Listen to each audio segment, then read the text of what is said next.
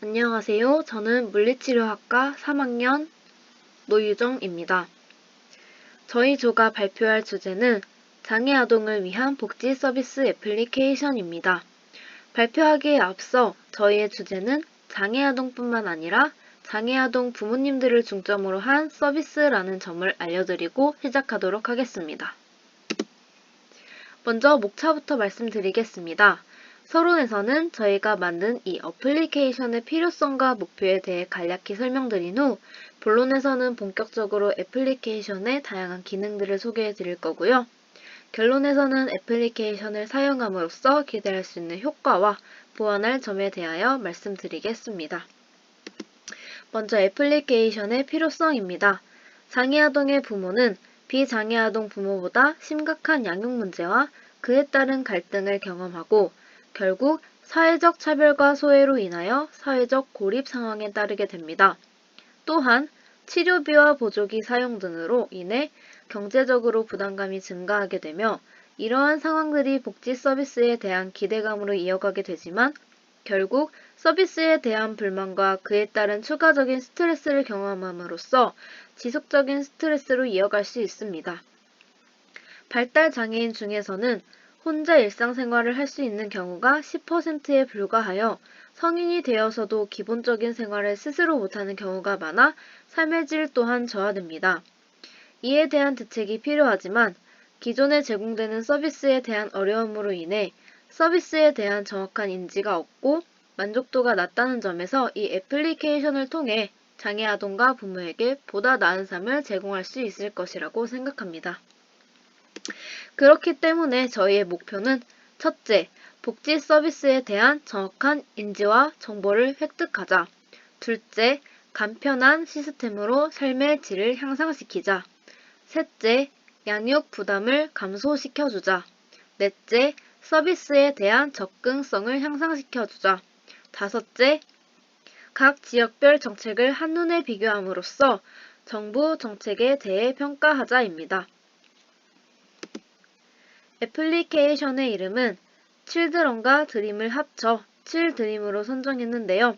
그 이유는 아이들에게 도움을 주고자 하는 저희의 꿈을 담아 앱을 개발했다는 의미입니다. 앱의 사용 방법에 대해 설명해 드리겠습니다.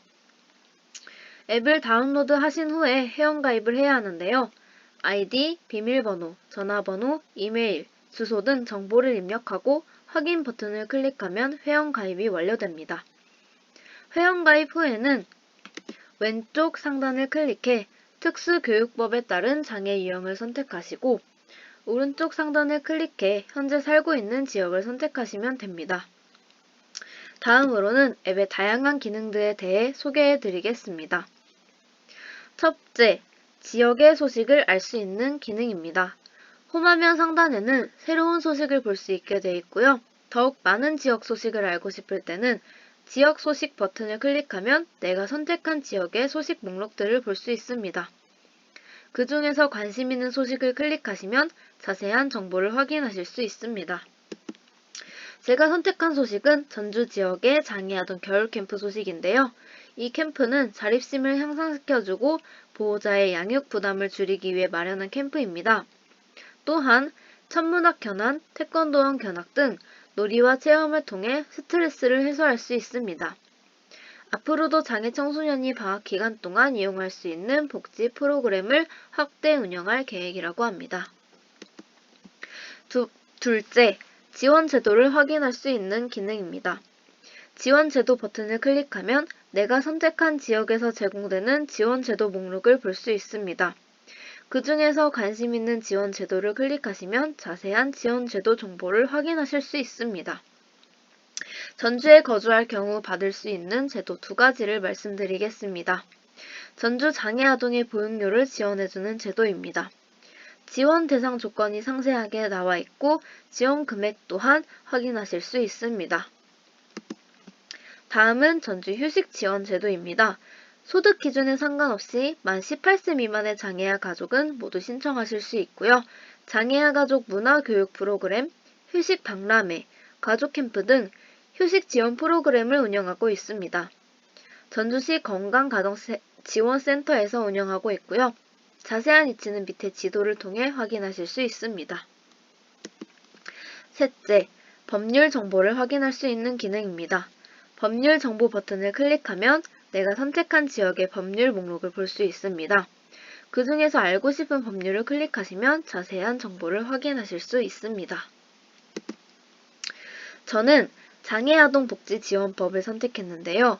이 법률에 대해 더욱 많은 정보를 확인하고 싶으실 경우엔 하단의 첨부 파일을 클릭하여 확인하실 수 있습니다.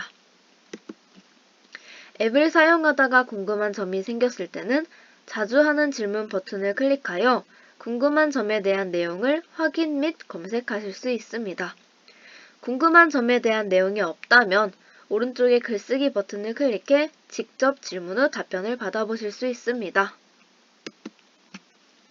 넷째, 스케줄 관리 기능입니다.